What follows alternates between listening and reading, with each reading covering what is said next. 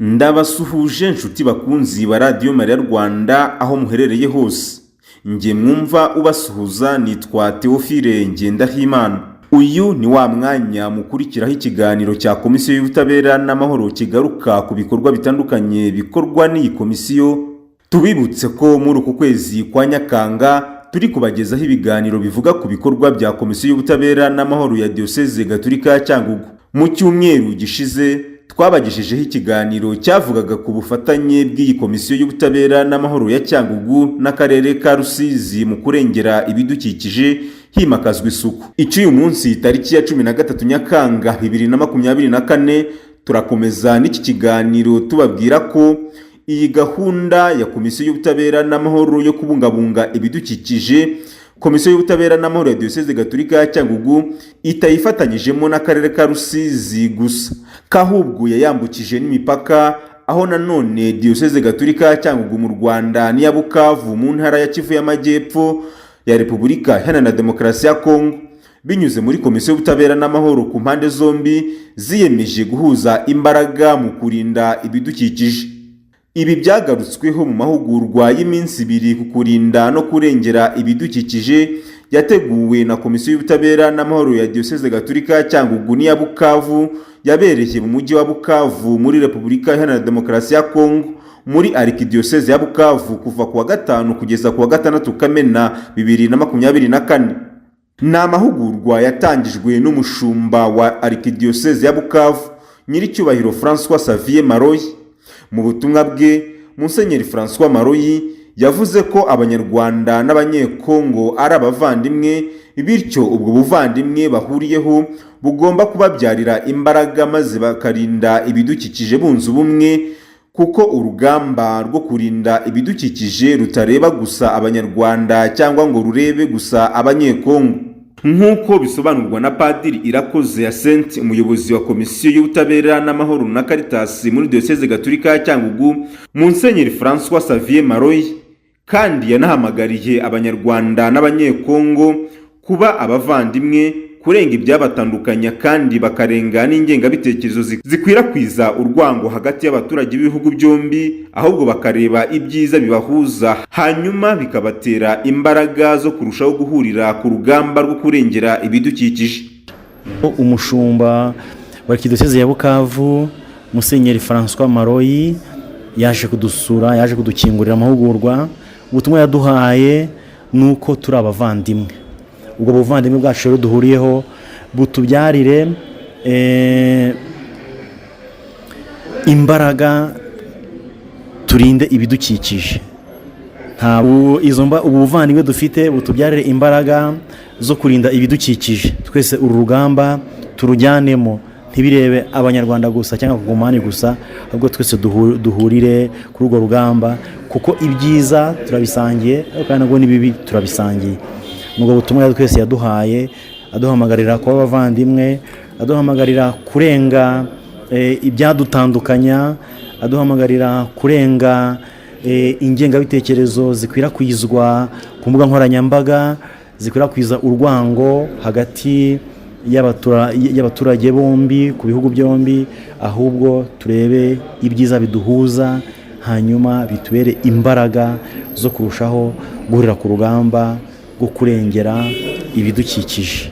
Padiri Irakoze Yacinthe uyoboye Komisiyo y'Ubutabera n'Amahoro na Caritas muri Diocese ya Cyangugu, wari kumwe n'abakozi ba Komisiyo y'Ubutabera n'Amahoro n'abapadiri bari baturutse muri Diocese Gatolika ya Cyangugu berekeje mu mujyi wa Bukavu, mu kiganiro yagiranye na Radio Maria Rwanda, yavuze ko aya mahugurwa ku kurinda no kurengera ibidukikije yateguwe mu rwego rwo gusangira ibikubiye mu nyandiko ya Papa yiswe Laudato Si, uragasingizwa Nyagasani, yasohoye kwa 24 Gicurasi umwaka 2015, ikaba ikubiyemo ubutumwa bwo kurinda no kubungabunga ibidukikije Kiliziya yageneye isi.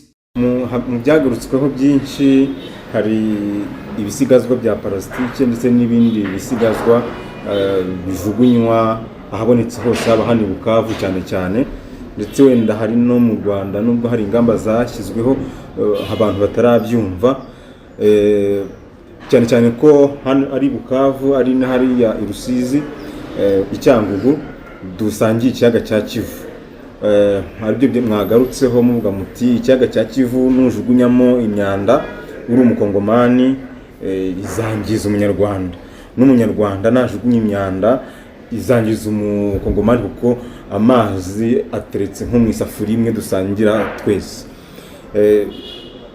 Kuba mwaza kubwira abaturage b'ibihugu byombi, murabona hari icyo bizatanga kugira ngo ikiyaga cya Kivu nyine gikomeze kibungwabungwe? Murakoze. Mbere na mbere muri iyi formation, muri iri hugurwa, umusanzu bari bansabye gutanga ni ugusobanura inyandiko ya Papa yitwa Laudato Si, uragasingizwa Nyagasani. Ni inyandiko Papa yanditse idukangurira kurengera ibidukikije. Ni inyandiko Papa yanditse ku itariki 24 z'ukwa gatanu mu mwaka wa 2015. Muri iyo nyandiko ikirimo nuko Papa akangurira buri wese kugira ikibazo cyo kurengera ibidukikije. Papa rero avuga kuntu iyi si, inzu rusange dutuyemo, ibangamiwe. Bimwe mu yibangamiye harimo ikwirakwira ry'imyanda, agasaba abantu kugira ngo hajyeho uburyo bwo gukusanya imyanda, kandi iyo myanda ikarobanurwa, ibora ukwayo n'itabora ukwayo.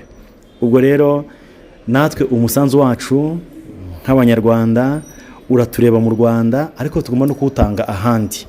Mu Rwanda, mu gihugu cyacu, politike ijyanye no kurengera ibidukikije ubona ko abanyarwanda bagenda bayikangukira. Ibyo ngibyo ubibonera mu isuku igaragara ahantu hatandukanye, mu murwa mukuru Kigali no mu yindi mijyi yungirije Kigali. Hano iwacu Rusizi ubona ko tumaze gutera intambwe mu bijyanye n'isuku aho abantu bahurira, mu mujyi wa Kamembe n'ahandi hose. Ubwo rero iyo ntambwe tumaze gutera kuyikangurira abandi, twumvaga ari umusanzu wacu, kuko abakongomani bandi Bukavu bagenda i Rusizi, bagenda mu mujyi wa Kamembe, babona ko umujyi usukuye. Ubwo rero twari turi kubasangiza iyo ntambwe twateye, ese byaturutse he kugira ngo abanyarwanda bumve ko bagomba kugira isuku. Ese uruhare leta yabigizemo ni uruhe? Uruhare rwa buri munyarwanda ni uruhe? Uruhare rw'amadini ni uruhe? Kugira ngo koko igihugu cyacu kibe gisa neza uko bakibona, nubwo bitaragera ku rwego twavuga ko ari karundura, ariko intambwe tumaze gutera ni intambwe igaragara. Urebye kurinda ibidukikije ni urugamba rwa twese, kubera yuko ntabwo niba ikirere cyanduye ntabwo handi ikirere cyangaha cyonyine. Ikirere ni rusange, nta mupaka uri mu kirere. Niba ikirere cyane Bukavu cyanduye, n'icyo Rusizi kirandura. Nkuko wari wimbajije mu kibazo cya mbere ibijyanye n'ikiyaga cya Kivu, twabakanguriraga kudashyira imyanda mu kiyaga cya Kivu, kubera yuko ikiyaga nticyandura, ntabwo hazandura igice cyo muri Kongo gusa, n'icyo mu Rwanda kizandura. Igice cyo mu Rwanda nticyandura, hazandura n'icyo muri Kongo. Nkuko Papa bivuga, iyi si dutuye ni inzu rusange. Niba havutsemo ikibazo, ntabwo kigira ingaruka ku muntu umwe gusa, twese abantu kitugiraho ingaruka. Ni mu rwego rero twumva twese dushyize hamwe imbaraga, urugamba twagira urwacu twese, haba abakongomani haba abanyarwanda, tukarinda ibyanya kamere, tukarinda ibidukikije, twese tuzabyungukiramo. Ubuzima bwiza tuzabusangira, ariko kandi tutabyitaho n'ibyago bizaduteza tuzabisangira. Padiri Irakoze Hyacinthe akomeza avuga ko Diyoseze Gatolika ya Cyangugu n'iya Bukavu zashyize hamwe mu mushinga bahuriyeho wo kurengera ibidukikije, bitewe n'uko impande zombi zisangiye ibyanya kamere birimo ikirere n'ikiyaga cya Kivu gifatiye runini abatuye mu mujyi wa Bukavu muri Repubulika Iharanira Demokarasi ya Kongo, ndetse n'abatuye i Rusizi mu Rwanda. Kuva ku itariki 5 z'ukwezi kwa gatandatu kugera ku itariki 6 uyu munsi, tukaba turi mu mahugurwa hano i Bukavu. Ni mu rwego rw'umushinga duhuriyeho na Komisiyo y'Ubutabera n'Amahoro hano i Bukavu, umushinga ujyanye no guhagurukira hamwe twese tukarinda tukanarengera ibidukikije. Uyu mushinga watangiye mu kwezi kwa gatanu, ni umushinga duhuriyeho twembi kubera ko ikibazo cy'ibidukikije ni ikibazo cy'isi yose, ni ikibazo kitureba twese, by'umwihariko hano iwacu mu Rwanda na hano muri Kongo. Ubwo rero diyoseze zombi, diyoseze ya Cyangugu na diyoseze ya Bukavu zashyize hamwe kugira ngo dutange umusanzu wacu, dukangurire abantu, abanyarwanda cyane cyane abatuye Rusizi ndetse n'abakongomani cyane cyane abatuye i Bukavu, kugira ngo buri wese icyo kibazo cyo kurengera ibidukikije akigira iki.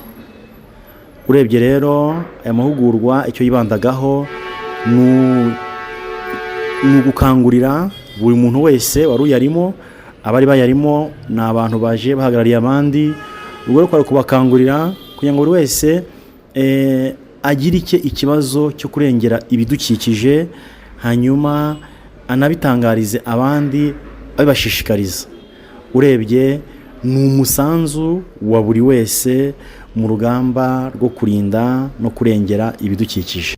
Ku ruhande rw'abanyekongo bari bitabiriye aya mahugurwa, mu kiganiro nabo bagiranye na Radio Mariya Rwanda, bahamya ko hari byinshi bayigiyemo bizabafasha kubungabunga ibidukikije, cyane cyane bigira ku muco w'isuku wimakajwe mu Rwanda, ndetse bakaba bagiye gufasha bagenzi babo kubungabunga ikiyaga cya Kivu birinda kujugunyamo imyanda yiganjemo iya parasitiki. Uyu ni Lydia Adhi, umuhuzabikorwa w'urubyiruko muri paruwasi ya Kadutu ya Arkidiocese ya Bukavu, wari mu bitabiriye amahugurwa, na Alexirina, umwarimu muri kaminuza ya Bukavu, watanze ikiganiro muri aya mahugurwa. Mu kiganiro yagiranye na Radio Mariya Rwanda, nawe yavuze ko ikiyaga cya Kivu nka kimwe mu byanya kamere bihuriyeho n'u Rwanda na Kongo hakigaragara abantu bacyangiza bajugunyamo imyanda yiganjemo ibisigazwa bya parasitiki, bityo agasanga igihe kigeze ngo abatuye ibihugu byombi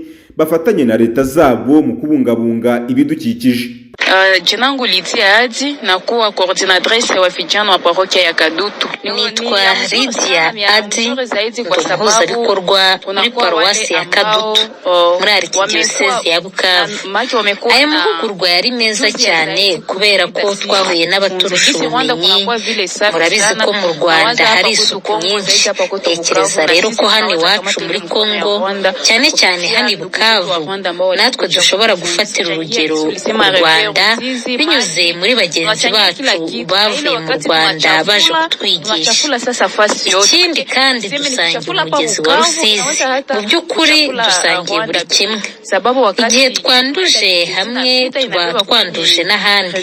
Navuga ko iyo twanduje Bukavu tuba twanduje n'u Rwanda, kubera ko hari icyo twita imigezi igenda ikiroha mu mugezi wa Rusizi, Rusizi nayo ikamena mu Rwanda. Urumva ko dushobora kwanduza isi yose bitewe n'imyanda dushobora gutagaguza hano iwacu Bukavu yenye inatoka hapa kwetu Bukavu. Tunaona watu wanaendelea kutupa buchafu, wanaendelea kutupa maplastiki. Tubona abantu bakomeza kujugunya imyanda irimo iya parasitiki mu kiyaga cya Kivu. Ni ngombwa ko dufasha za leta kugera kuri uwo muntu, kubera ko iki kiyaga cya Kivu yaba Kongo n'u Rwanda turagisangiye. Nanone kandi iki kiyaga cya Kivu si icyacu twe turiho uyu munsi, ahubwo n'abana bacu ndetse n'abuzukuru bacu bose birakwiye ko tuzabasigira ikiyaga cya Kivu kizira guhumanywa, kikazabafasha mu buzima bwabo butandukanye. Uretse abakozi n'abapadiri ba komisiyo z'ubutabera n'amahoro ku ruhande rwa Diocese Gatolika ya Cyangugu na Bukavu, aya mahugurwa yitabiriwe n'abavuga ari kumvikana mu mujyi wa Bukavu, barimo abarimu muri za kaminuza, abayobozi b'amadini n'amatorero, abayobozi mu nzego z'ibanze za leta i Bukavu, abanyamakuru ndetse n'abaturage b'i Bukavu. Bose bakaba baratahanye ingamba zo kwigisha abo bahagarariye ibyiza byo kubungabunga ibidukikije n'ibibi byo kubyangiza, kugira ngo bahagurukire icyarimwe, maze nk'abaturage b'ibihugu byombi u Rwanda na Kongo bafatanye uru rugamba rwo kurengera ibidukikije. Inshuti bakunzi ba Radio Mariya Rwanda, tubashimiye umwanya wanyu mwaduhaye mutega amatwi iki kiganiro cyagarukaga ku bufatanye bwa Komisiyo y'Ubutabera n'Amahoro ya Diocese Gatolika ya Cyangugu n'iya Bukavu muri Repubulika Iharanira Demokarasi ya Kongo mu kubungabunga ibidukikije himakazwa isuku mu byanya kamere nk'ikiyaga cya Kivu bihuriweho n'imijyi yombi wa Rusizi mu Rwanda na Bukavu muri Repubulika ya Demokarasi ya Kongo. Nje wakibagezagaho nitwa Theophile Ngendahimana. Imana